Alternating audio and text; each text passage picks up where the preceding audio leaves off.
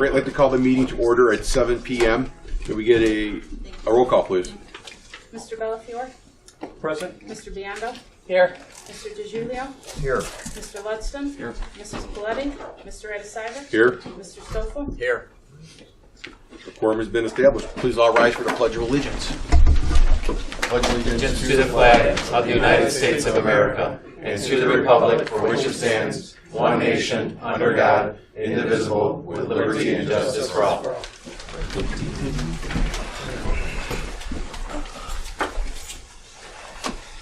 Mr. Lesson, could you read your mission statement, please? The mission of Norridge School District 80 is inspiring educational excellence in a nurturing environment. Thank you. I'd like to recognize our visitors for coming out on a beautiful day today. So thank you for joining us. We received a couple pieces of correspondence.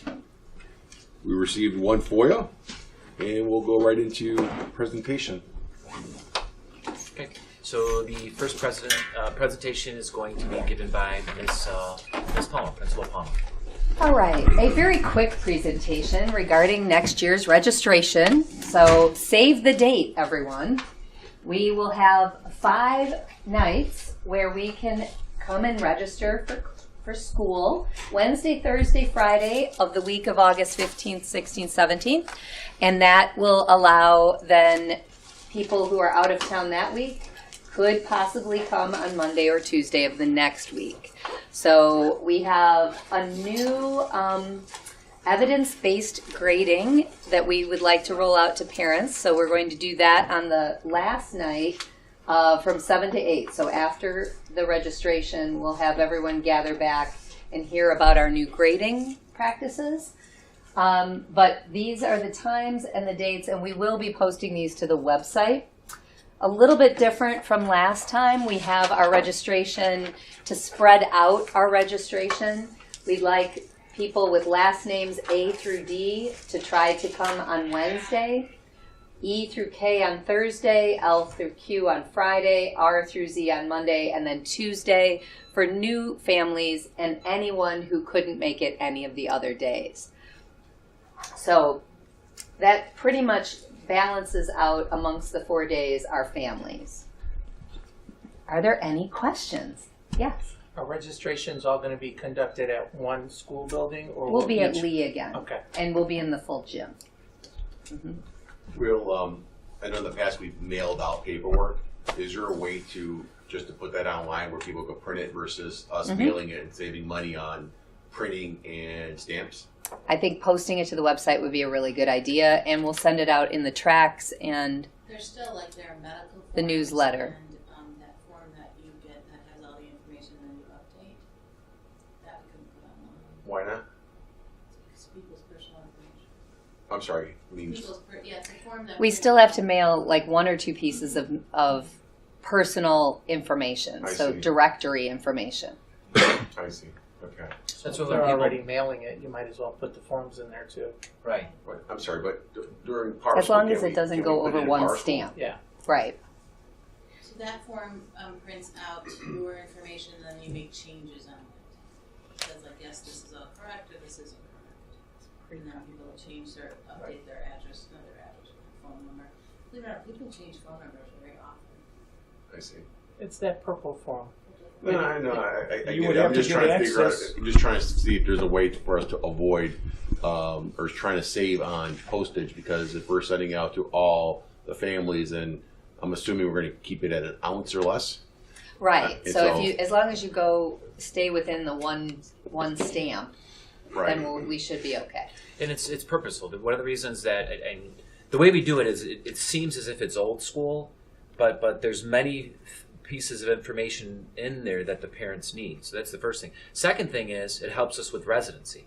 So when we're sending out these packets and you have people that don't live at that home, that's the first layer of checking residency, because it bounces back and then immediately we're on top of why did that document come back? The address matches. And so we're able to start a pre-process of the registration when we basically mail it. We wouldn't disagree that there needs to be savings, but I think what I'm hearing is, are there ways that we could streamline it and put it online?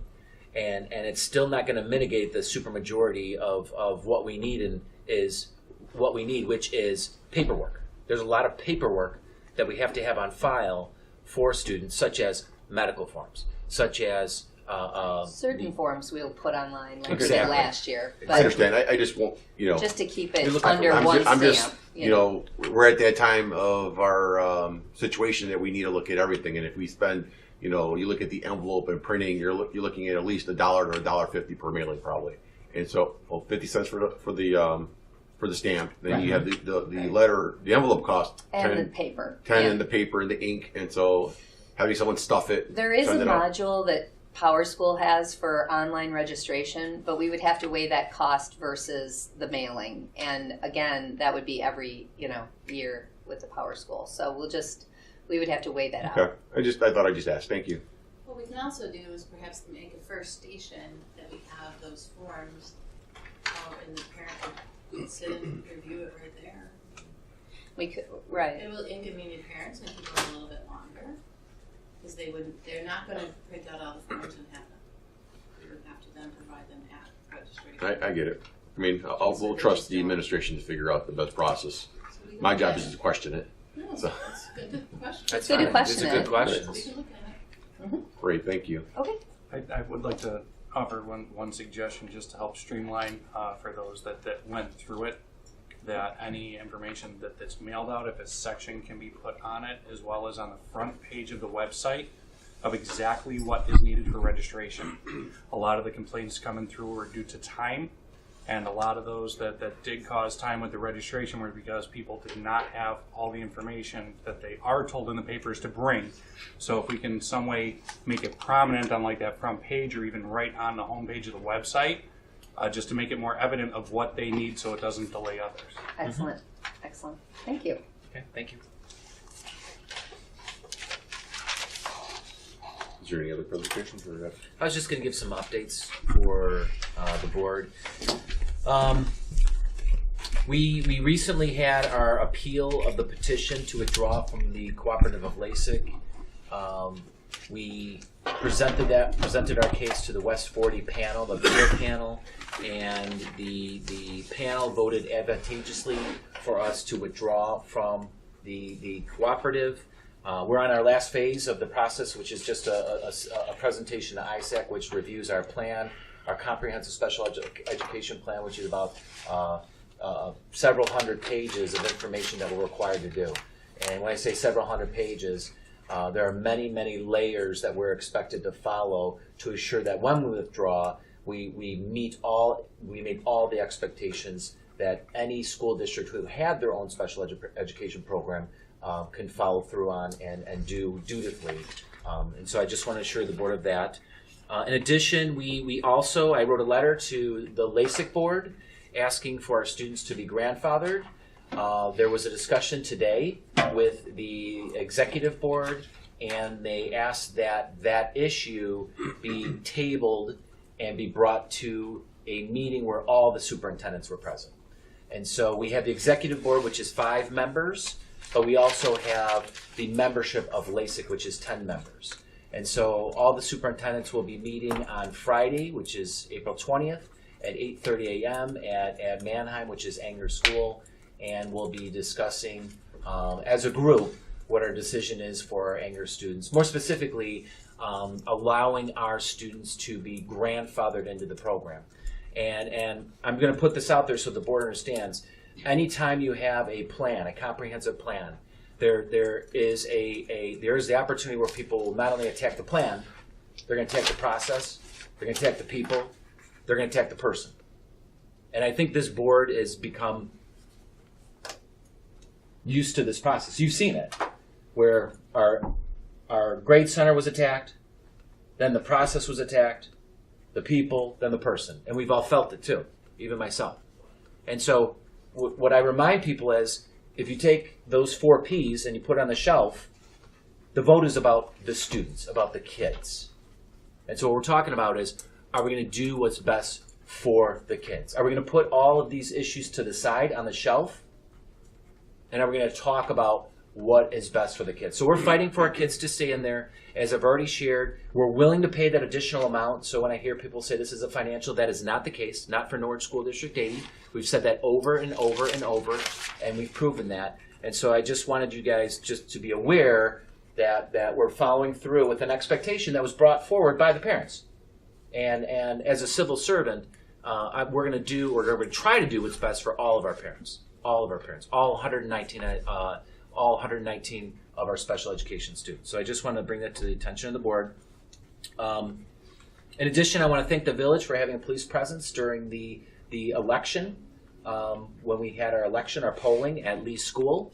And I can assure you there is a reason why we put the polling in the old LRC, and that was not only to be accommodating to our individuals with handicap accessibility, because there's a ramp that they can access, but it's also to delineate the voters from the school, from access to the building, and the police presence was another layer on top of that. So I just wanted to be thankful, or say my thanks to the village for basically making sure that someone was present during that time. Another issue is residency. On the agenda, we have an agreement for residency, and we'll be talking a little bit in closed session with the board, and then we'll come out of closed session. I'm hopeful that we can settle an agreement or settle a settlement with the residency issue that's been pending, as well as some other issues maybe coming to the board during the month of May and quite possibly June. So slowly but surely, we're working through each one of these. And as I remind the board, we had about 70 issues. We went to about 30 issues. Now we're down to a handful of issues where we're more or less, dotting our I's, crossing our T's, minding our P's and Q's, because in the event that someone wants a hearing or forms a petition for a hearing with the board, we're required to have a hearing for the residency, which is a third party. So it's the administration would be one representation.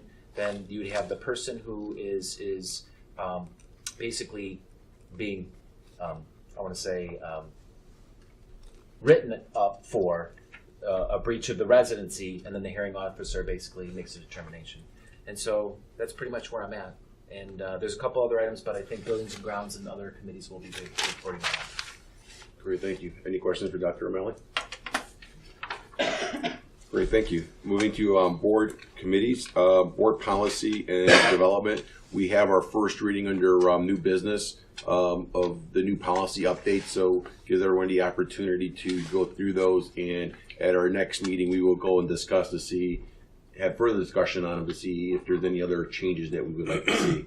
And then at the third reading, we will be approving those going forward. Buildings and Grounds. I'll start off, and then Pasquale, if you jump in where I missed out, which I will miss out. Patter has gone to a couple of meetings in Northern Illinois district meeting for the custodians, for the managers there. And there's a new policy that we're going to have to be taking a look at, such as shelter in place. They're talking about because of the fire alarms being pulled, there might be a delay in actually going out for a fire drill or whatever because of the shooting that happened down in Florida where the fire alarms were pulled, and it was to try to get the kids out of the classroom and people out of the classroom. So that's something that they're considering. So there might be a change in policy. And going down the line through that, we went through the tornado drill and the fire drill, and Patter is working with Mr. Ryan at the fire department to look at the evacuation plan to help upgrade it, because there are some classrooms where we're looking at changing the exit plans for the children, because the main thing is to get them out of the building. That's the main and first thing that we want to do, is get them out of the building.